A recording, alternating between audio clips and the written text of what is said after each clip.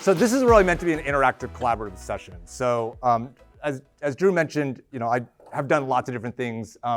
Most importantly, I really believe in the power of three things: service, education, and collaboration. I'm an immigrant from Vietnam. It's through education that I got all kinds of opportunities to do all kinds of interesting things. It was through that education that I got a chance to collaborate and make a difference and make an impact. And frankly, education is having a bit of a moment right now because of AI, right? Like, how do we teach? How do we learn?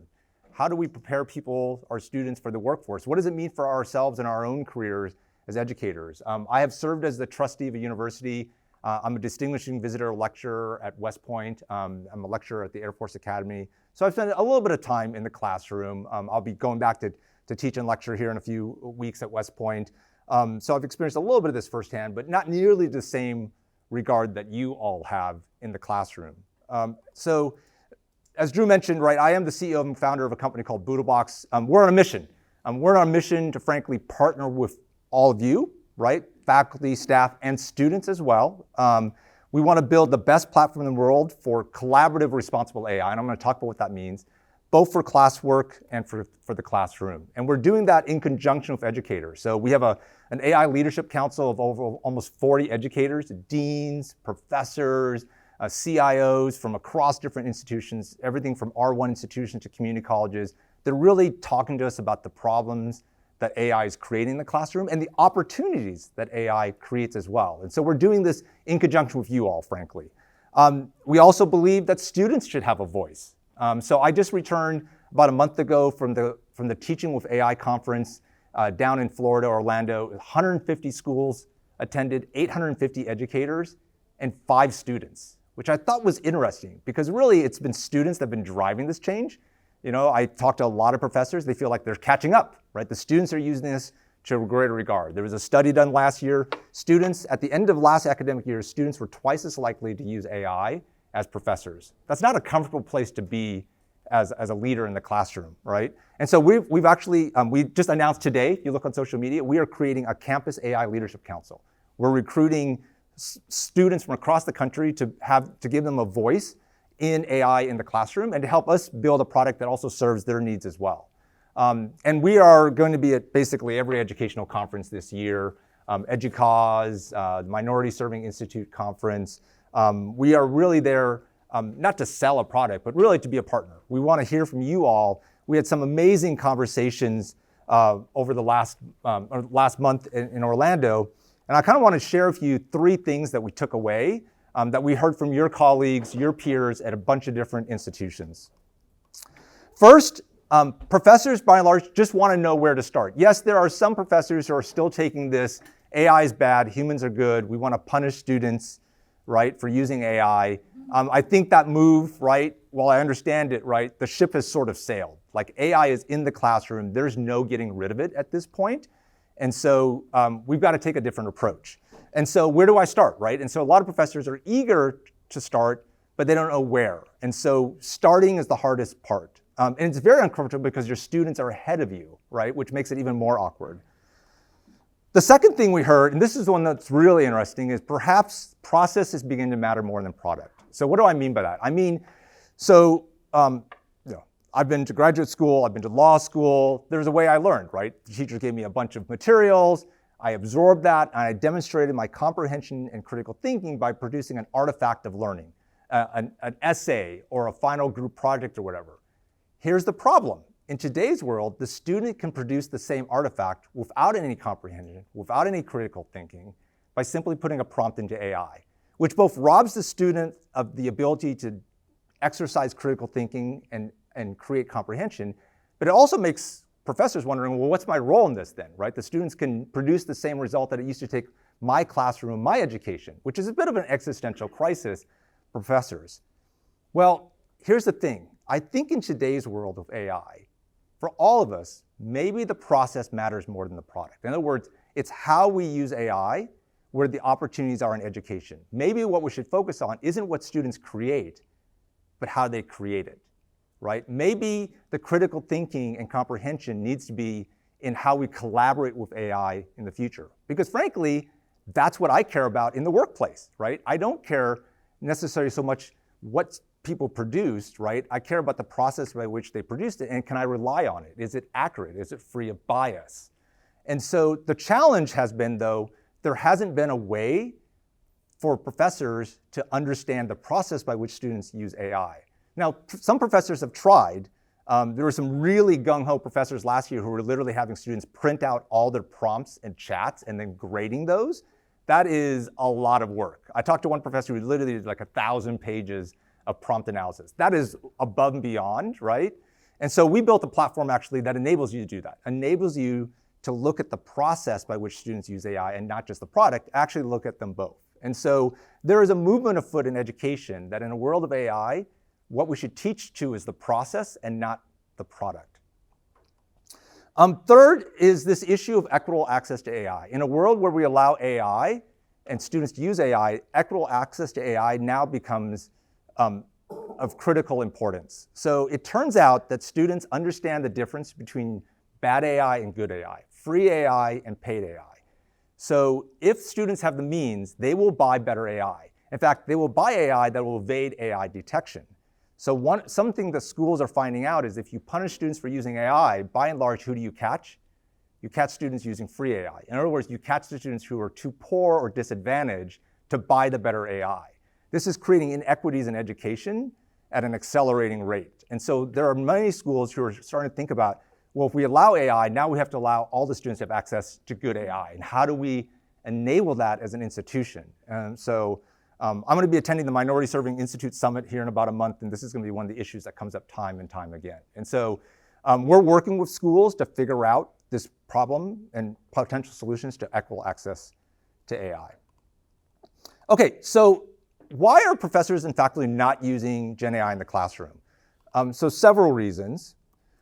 First, unfamiliarity and lack of need. They just we don't understand, right? Like, I don't understand AI, and I'm not sure, I've been teaching it without AI for 20 years or whatever. Why do I need it now, right? And how would I even begin? Second, there is a belief, I think correctly so, that AI could stunt critical thinking and creativity. Third, there's a rightful fear of over-reliance on AI, right? If you give students the easy button, they will take it and they won't do the work that we want them to do. The question is that the student's fault or is that the professor's fault? Fourth, right, let's be clear, right? Ambiguity around assessments and grading. How do I grade, if I allow a student to use AI, how do I grade and assess that?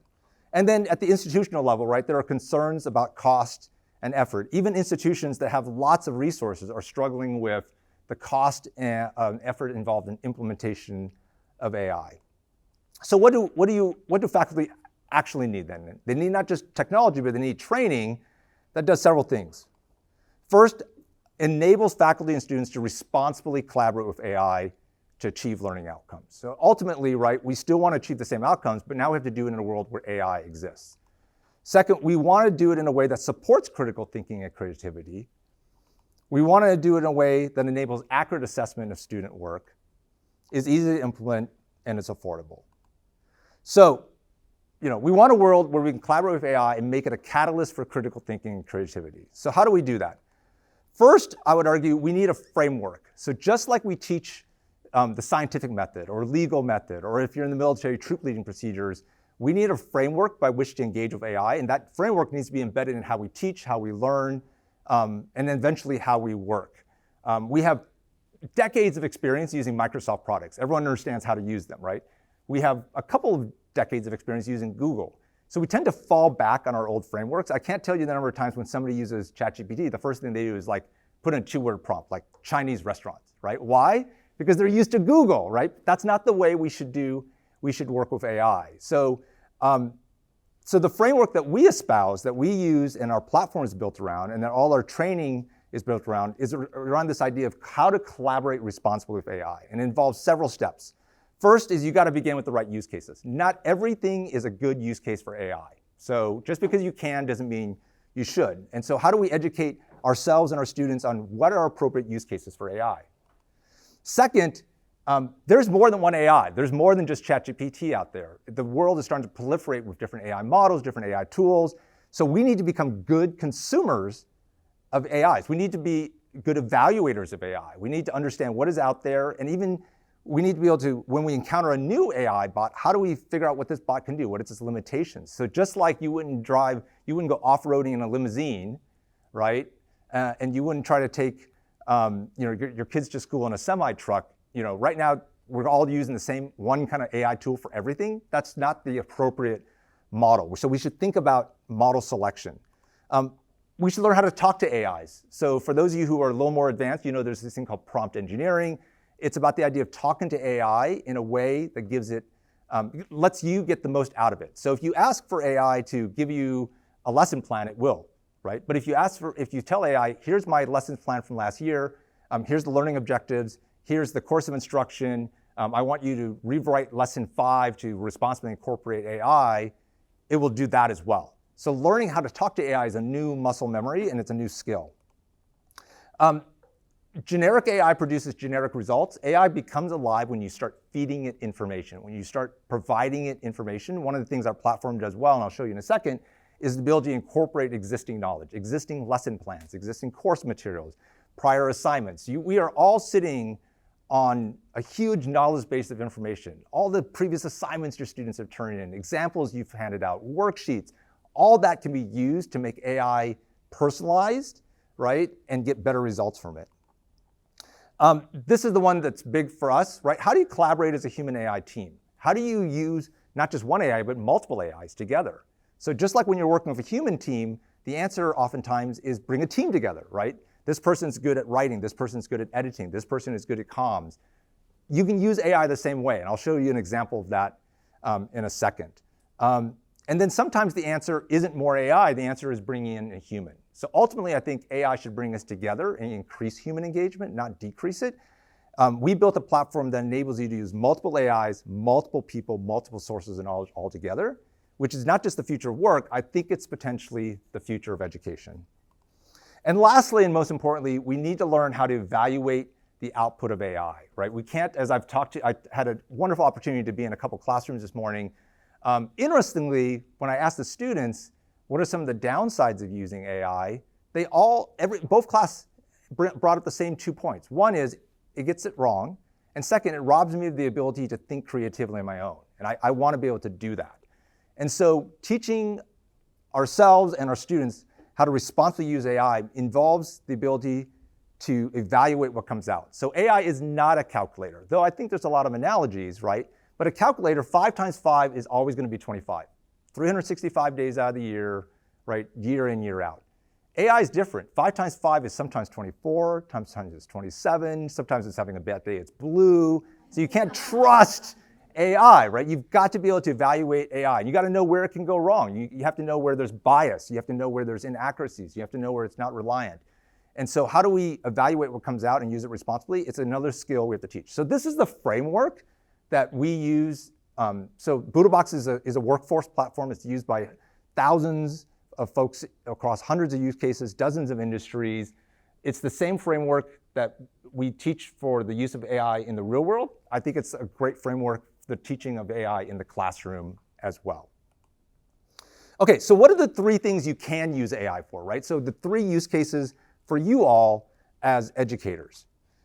We are focused, so writ large, right, in the academic world, there's administrative use cases, there's research use cases. BoodleBox is focused on the teaching and learning experience. Yes, you can use it for administration.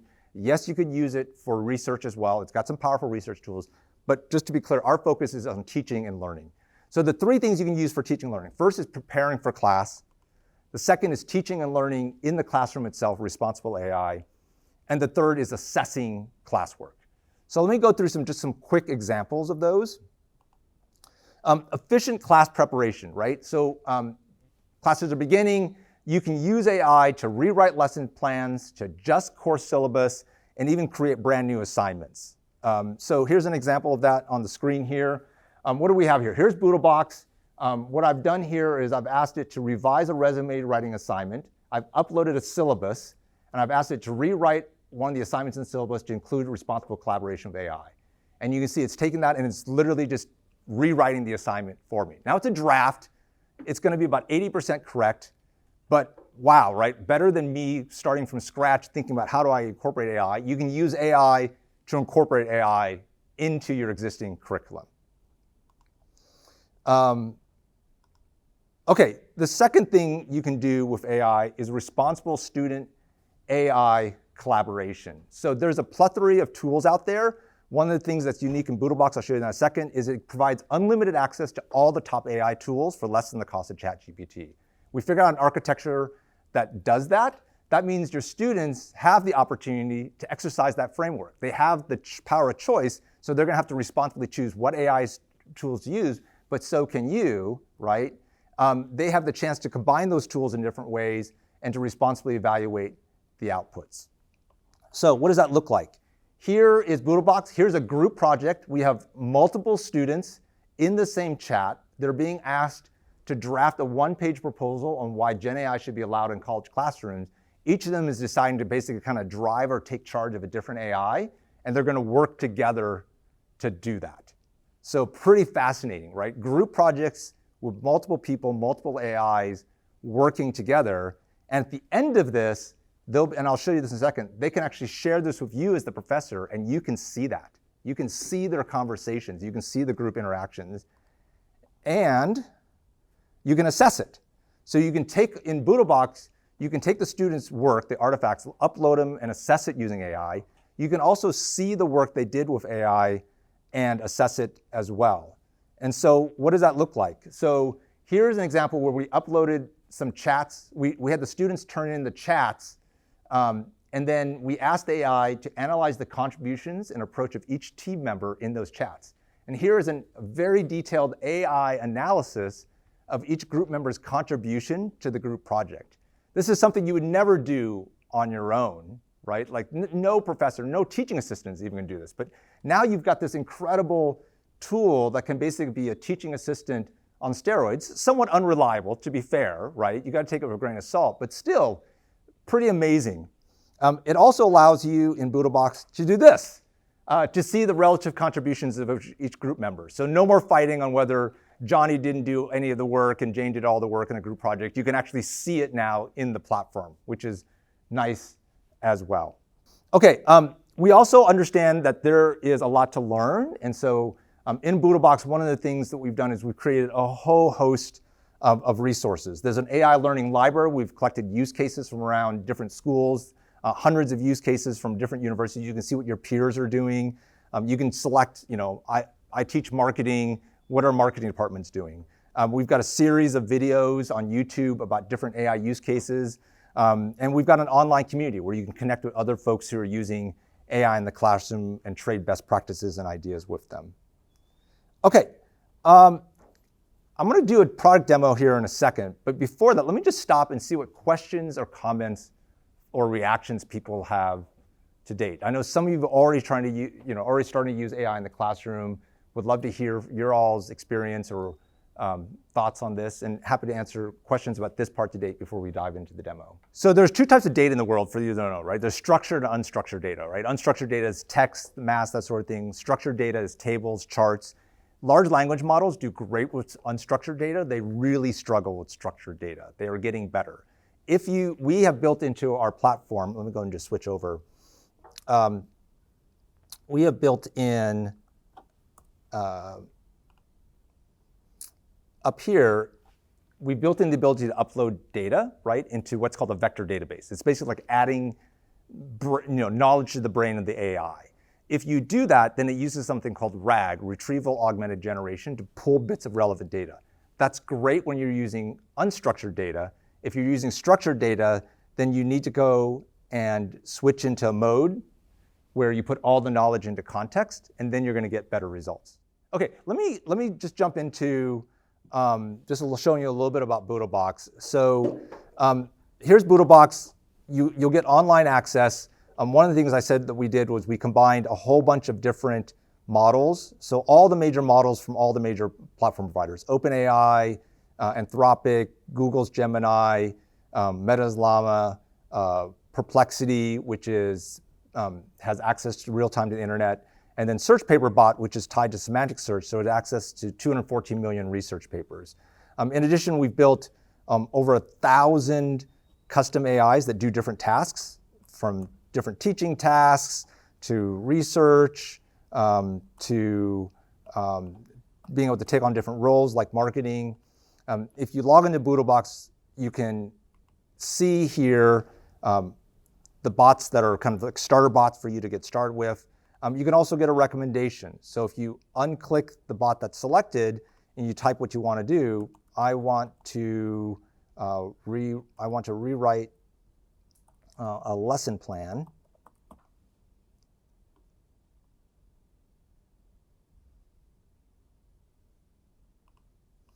The AI will search through and recommend the right AI to use to accomplish a particular task. The other nice thing about the AIs that we created, the custom AIs, is once you select one, it will actually talk to you and start asking you questions. So as long as you can answer a question, you can use the AI. You don't need to know how to prompt the AI itself.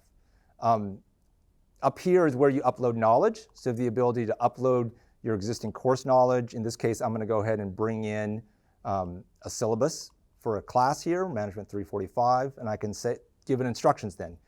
Using the course syllabus in knowledge, please rewrite the resume writing project to responsibly incorporate AI. So now it's going to use the knowledge up here, and it's asking me a series of follow-up questions. So one of the things that's interesting about our platform, as I mentioned, is the ability to use multiple AIs. So I'm going to go ahead, I'm feeling lazy today, and instead of answering the AI's questions, I'm going to bring in another AI. Yes, that's the right assignment. Please answer the above questions and rewrite the assignment. So I'm using one AI to answer the questions of the other AI to get the project done, right? So this is called bot stacking. So you can use one AI to draft, another AI to critique. It also gives you the chance, so in the classroom, to have students compare AIs. You can ask one AI and then ask another AI, what's its response? And so this ability to use multiple AIs in bot stack is a really powerful feature and really opens up some interesting educational opportunities. And so here we are, we can see it. Where this really comes alive now is this link up here. This unique link, if it's shared with you, if the student shares with you as a professor, you can now see the chat. You can be in the chat. You can see their prompts. You can see the work they did. You can leave comments. Great prompt. They could talk back and forth to you. That chat link also allows multiple students to be in the same chat. And so we saw this example earlier of a chat with multiple students in it. So you can see this chat has 3 students working with multiple AIs together. And when that happens, the AIs actually understand there are multiple AIs. The AI understands there's multiple students. You have the ability then to give out group work. And in the platform, any of these chats can be shared via an LMS or an email. They can also be put into folders, and the folders themselves could then be shared with you as a professor. And you can see the entire combination of chats. You can combine all that then and take any of these chats and folders and add them back into knowledge and then assess them. And so here's some examples of that being done. Here's an example of a chat where we've uploaded 3 things. A computer-generated resume, a human-generated resume, a reflection essay, and the rubric. And we've asked the AI to actually apply the rubric to all 3 of those items, all 3 of those items. And so here's a rubric being applied by AI as an initial draft for you. And you can see it's doing not a bad job, right? Now, just like we don't want the students to rely 100% on AI, we probably shouldn't as educators as well. And so, but it's a good starting point. So BoodleBox has a free version. Anybody can sign up. Anybody can read, see links, see those conversations. There's no charge for that. The paid version is required if you want to have full access to all the models on an unlimited basis. Here's an example of where we've uploaded a student's chat and asked the AI to analyze it based on the collaborative AI framework. And we've asked the AI, hey, how could the student improve their use of AI? And it's giving us recommendations. And so there's this move towards AI-aided assessments in the classroom for grading and for group assessments. Here's an example. One of the other things you can do in BoodleBox is build bots that take on different roles. And so in this case, what I did was, we're all familiar with Plato's Cave.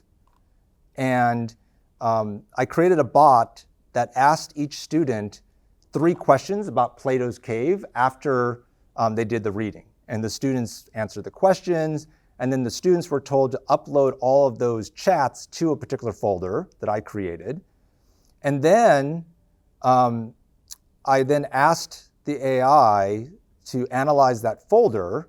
So I uploaded all those chats. In other words, I had the students talk with a bot after doing their class reading, and then I asked the bot, hey, based on the chats, right, suggest 5 potential discussion topics. So it looked at all the students' discussions with the AI bot and actually recommended discussion topics for class based on their interaction with the bots. So instead of lecturing to the whole on every subject matter, I'm focusing my lecture on where I thought the students are having the most issues. I could ask it, hey, here's, based on the chat threads, what concepts do students need more help understanding?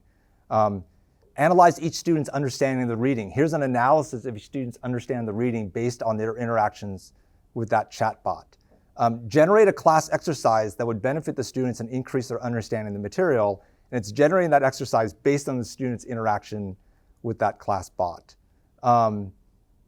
Analyze the students' responses as a whole based on Bloom's taxonomy. Like, really, you can, if you want to, you can get really, really detailed in terms of your use of AI to your teaching pedagogy in class. So, okay, let me stop there. We're about halfway through the time.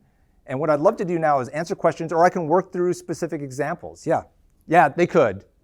There's a move towards, when giving assignments now, right, there's a move towards trying to have assignments where that makes it harder, right? For example, I want your reflections, right? I want you to talk about what we did on class on Thursday. I want you to relate it back to a personal experience. But there's always going to be students, frankly, what you described is a lot of work, right?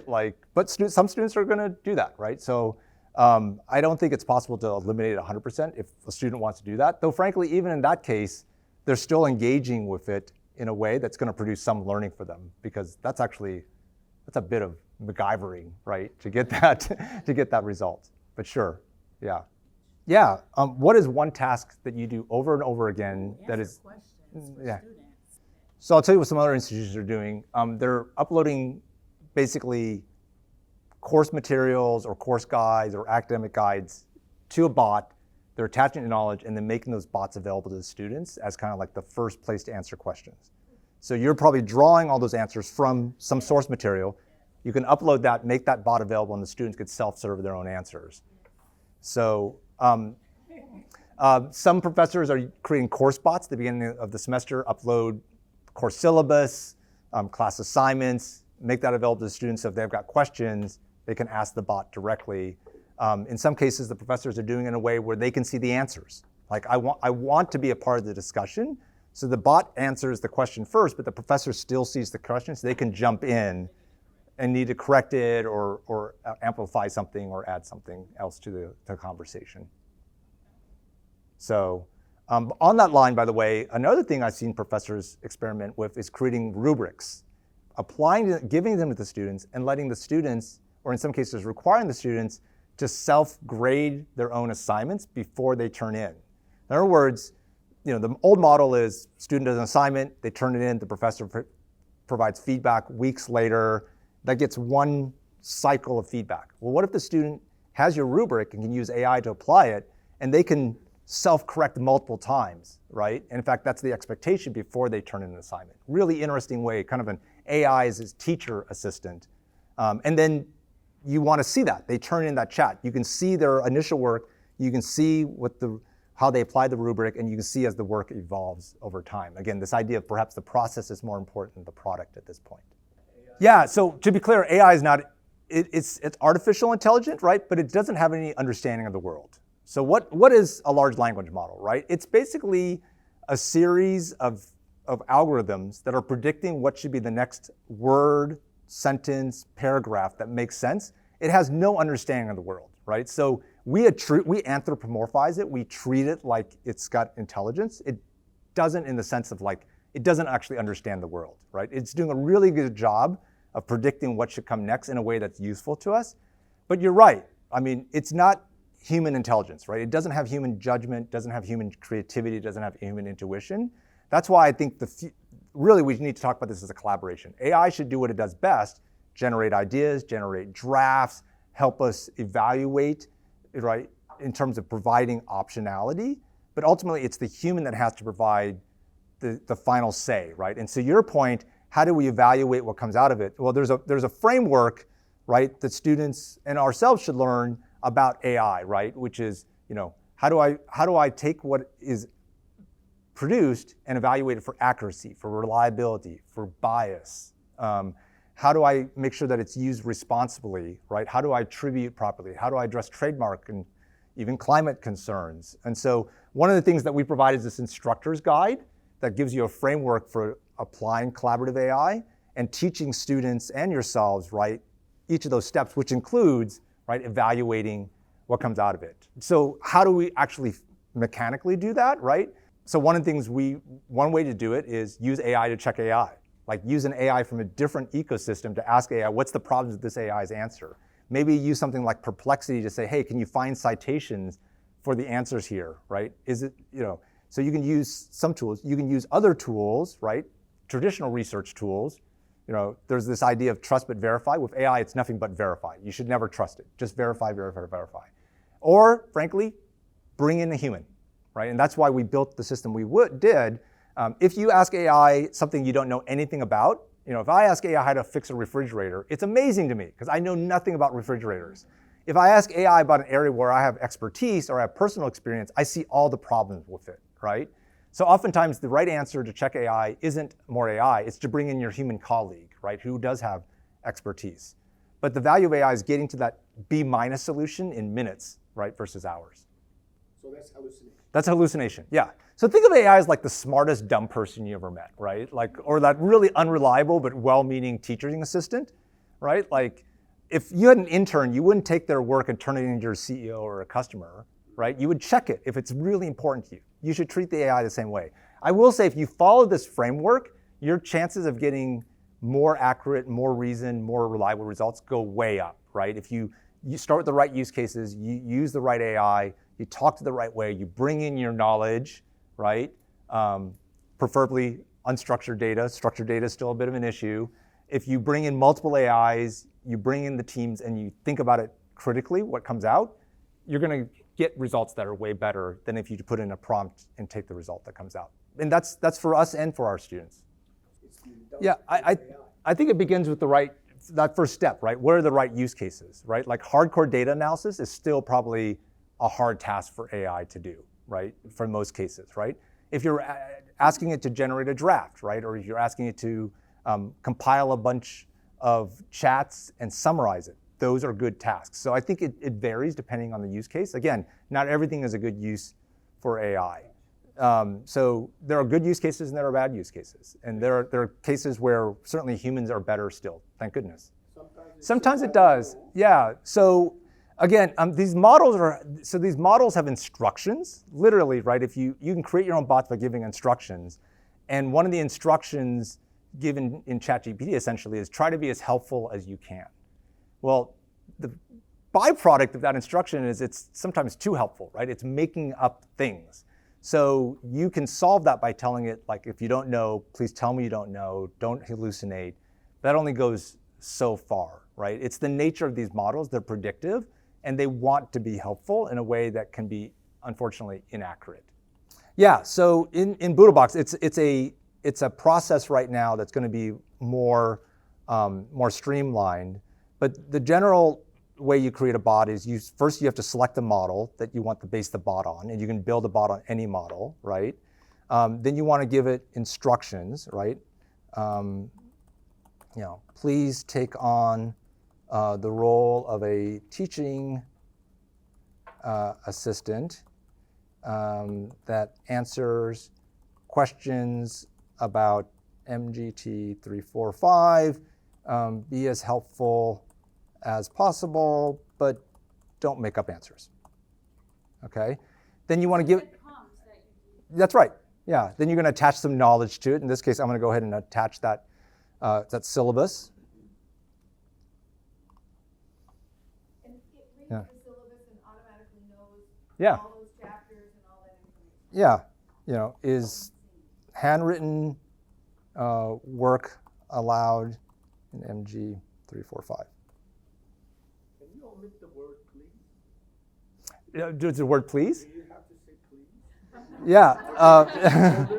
Like do this, do this, or do you have Yeah, it's interesting. I tend to like to use the word. I tend to like the word please just because I feel like it says more about me than it says about the bot. But you technically don't have to. Yeah. So yeah, that's the process. Give it instructions, give it prompts, and then test it.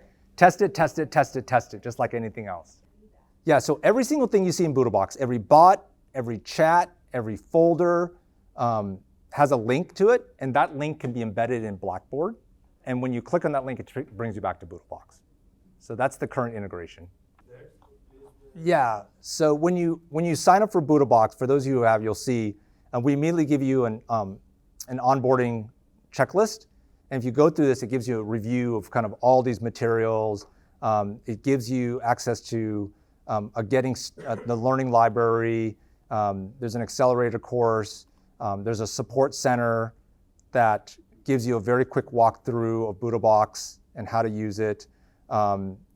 Answers the basic questions, gives you access to the videos. So this is kind of your starting point for the use of the platform and that syntax. The syntax is absolutely transfer. More on that. So when you log into the platform very soon, there will be different experiences for whether you're teaching as a professor or learning as a student. So we're actually going to customize the platform experience. The students have their own onboarding. They have their own resources. So make Lift easier for you. If you put a student on the platform, we will familiarize them with the platform and with generative AI. To your point, this is a workforce platform. Our intent is when you graduate, you can use BoodleBox at your job. Like this isn't like Blackboard, you use it at the college and you forget about it when you graduate. In fact, more than that, we have this vision of day one, you show up at university, you start using BoodleBox, you use it throughout your 4 years, and what happens by the time you graduate? You have a portfolio that you can show employers. You have more than that, right? You have bots, you have prompts, you have some knowledge of your college experience saved in BoodleBox and your interactions with it. And when you show up, if you're graduating with a hospitality degree, you've worked through all these simulations and use cases in class, and you show up at work and they say, hey, solve this. You may have a bot, a conversation, a chat, an example that directly applies, and you can use that. So you graduate with almost like this portfolio of AI work that can both help you get a job and do that job when you graduate. And I do think this idea of like kind of almost training your AI like portfolio over 4 years graduating with is going to become an idea in education. Yeah, so in our platform at least, you dynamically control what the AI uses or doesn't use on the fly. So that what you're describing is like the overall fine tuning. We might get there, we're not there yet. And I would have the same concerns you do, right? Which is it gets too personalized. Like I want the diversity. So I would say, so on the BoodleBox side, right, we create a whole host of resources, like I said, right? We've got the learning library, we've got these walkthroughs, we've got this BoodleU community where you can connect with other folks. We've got a YouTube channel with lots of examples and short form video work. So we're trying to provide you lots of resources, right, on these ideas. I can't speak to what the institution's going to do, and maybe you can talk more to that, Drew, as the AI guy. It is, yeah. Though I mean, you could create one yourself. Yeah. So in BoodleBox, right, there's a bot that will help you rewrite prompts. So help me write a good prompt for generating a rubric for a assignment in a class about finance in the hospitality industry, and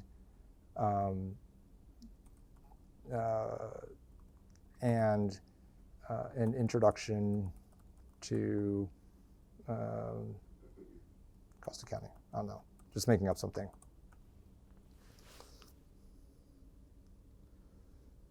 So what PromptBot does is it takes whatever you ask it to do and it writes a prompt. And see, here's the initial prompt. Here's the improved prompt. And then it explains why that prompt is better.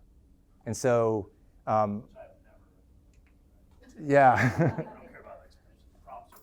Yeah, the prompts are great. Yeah.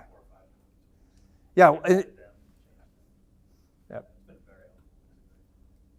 Yeah, one of the things I told students we were talking about this morning is that AI will explain itself if you want. So don't just use AI and get the result. Like go back and say, hey, AI, why did you do what you did, right? Explain to me, which both helps in this problem of can I trust it? If you don't like the explanation, maybe you shouldn't trust it, right? And maybe the explanation will make you more trusting of the answer. But second, it's also a chance for you to educate yourself, right? Use AI as not just a producer of a product, but help you understand the process better as well. Yeah, it's a great question. So when you start a chat, right, there's something called the context. The context is all the information that came before in the chat. If you're working in an area where context matters, let's say I'm working on writing an assignment. Well, if it has the context of I've uploaded the course objectives, I've uploaded information about the department, I have previous assignments, then it's useful for the chat to have the context of what came before. Now, if all of a sudden I switch topics and I want to generate, I start working on, a class summer trip plan, it doesn't need that context. It's better to start over and to clear the context. So it's sort of like, if you're going to segue to something new, start a new conversation, generally speaking, to keep the context clean. So the other things you can do in BoodleBox is you can upload, anything you upload gets attached to the knowledge bank.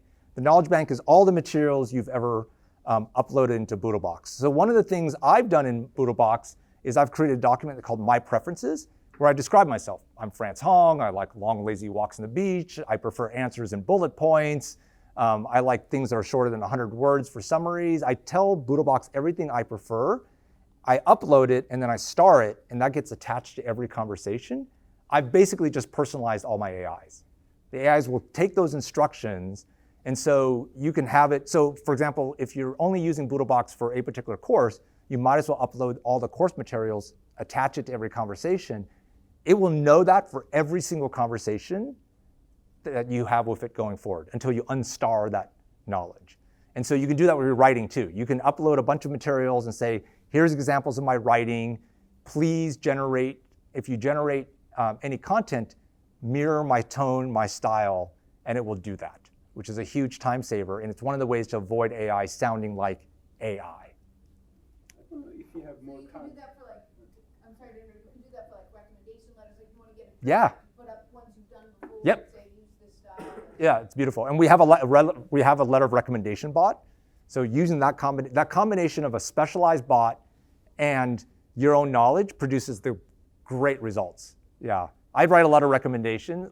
I write a lot of letters, and what used to be a 45-minute task is now a 45-second task. That's nuts.